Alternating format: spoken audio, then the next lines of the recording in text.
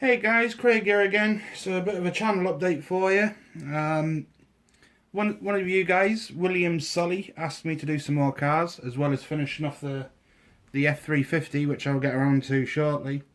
So I thought I decided to do the Tamiya R34 Skyline. So here it is finished then, guys. As you can see, it's the R34 GTR, the four-wheel drive beastie. My first thoughts were I was going to do it as the Fast and the Furious, or Too Fast, Too Furious Skyline, but that proved to be a little bit of a nightmare with the decals and everything. So I thought, nah, I'm just going to do something slightly different. So I've been watching a few videos on YouTube on various techniques and stuff, so I thought I'm going to do this as if it's been raining. So I've done like a rain effect over it. The actual paint on this is a House of Colour candy red chrome. It's a candy red chrome. However, I've done like a wet rain effect going over all of it to try and be slightly different. And what you'll see on the windscreen and the windows and that is the wipers have been going, and it's got like rain effects going on the glass, so it looks as though the wipers are actually moving. But here it is anyway. So I've gone for a black and red boy racerish interior on the inside. As you can see on the glass, it's got the window wipers marks and that going here all the way around. If you can see, it's got the dimply rain effects going on the paintwork. Wet rear spoiler, and then the same thing going on the back window. I've tried to get the old rain effects going with a wiper moving. Full clear lenses and everything on the back, and the only thing I've got left to do is really put on the the number plate. I've changed the exhaust from the standard chrome thing that come with it, the double pipes, and I've put like an HKS big boy exhaust on the back, rather than just the twin pipes. It looks a little bit girly, to be honest. All the mesh and everything is in the front, in the grills. The lights and everything are there. So yeah, that's pretty much the Skyline. It looks a little bit better in the flesh than it does on camera, as it normally does. You can't really get the effect of the chrome. You can just about see it kind of reflecting in the light. But it is dulled down considerably because of the rain effect that I've tried to do on it.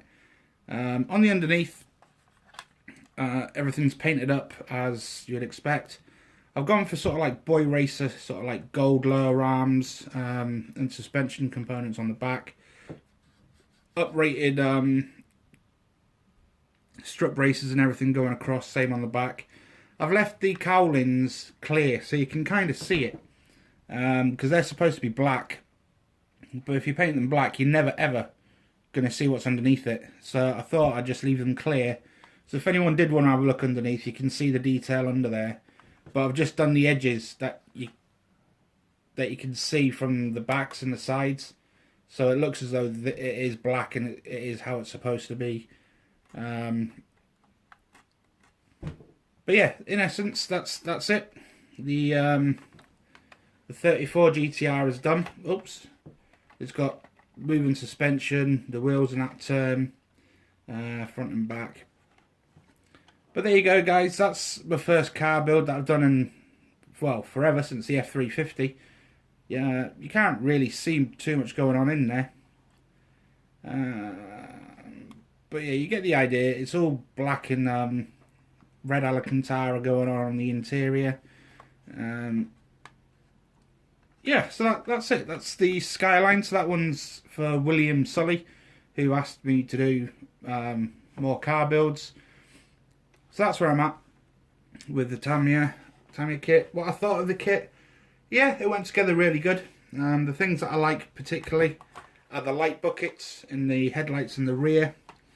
You do get lots of options there where you can light it, because I was going to actually put all the lights and everything in and have them on and all that sort of stuff with the headlights on, and then I realised I've got no space really for it to sit on its own diorama with the wiring and everything and switches, and so I've just had to go for the basic,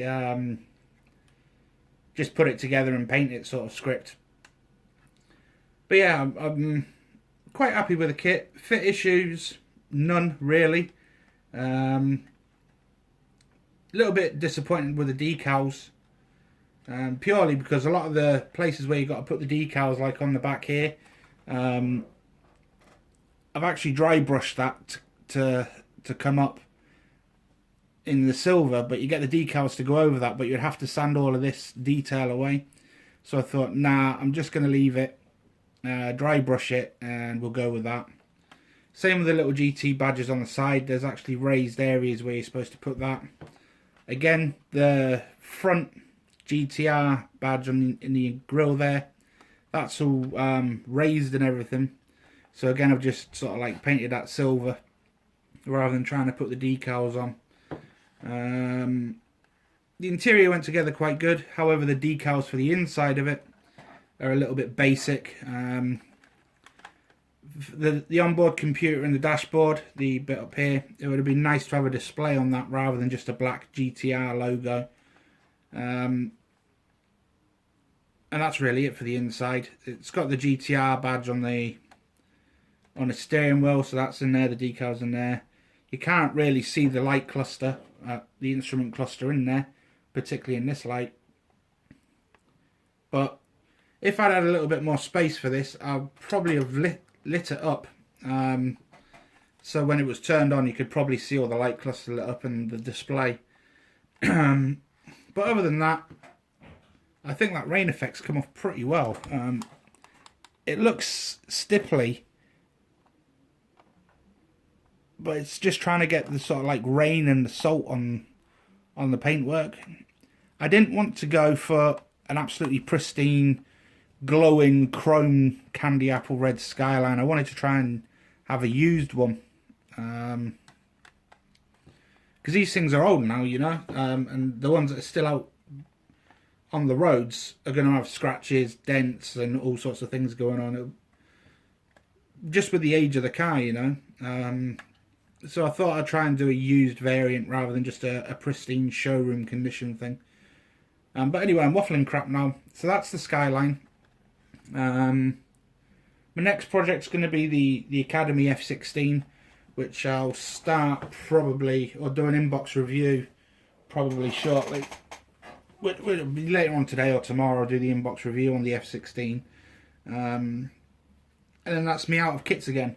What I will do is, while I'm building the F16, I'll order 2 more kits. I'll probably go for the Meng Doobie, the D9R Doobie for the bulldozer, and I'll probably go for a ZIL Russian truck, and that covers those 2 basics. And then the one kit that I'm thinking that I'm potentially going to go for after that, I've been watching a lot of reviews on it, is the F35B, the carrier variant of the Lightning, the Lightning 2.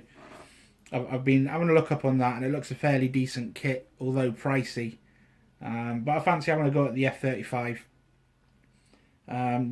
So thanks to you guys that have commented on the other videos, reference ideas and that to keep me going.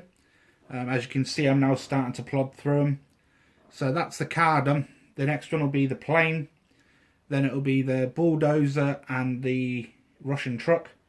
And then I'll go back to a plane again, which leaves me trying to find a helicopter. I was looking last night on a CH-53 Super Stallion. I found the Revell kit, but I'm not sure I like the Revell variant of the Super Stallion, and I don't want to spend £116 on the Academy variant in 1/48 scale. But somebody suggested maybe a civilian helicopter, so I might have to go down the route of one of Revell's offerings for that, and maybe do the air ambulance or something and have a bash at that, because that's a totally different style of painting aircraft than military. So anyway, that's me done with the Skyline. That will go and live in the cupboard now. I'll probably stick that next. No, I won't. Yeah, I will. I'll probably stick it next to the F350. So there you go, guys. That's me done. I'll give you another channel update as soon as I open the box for the F16.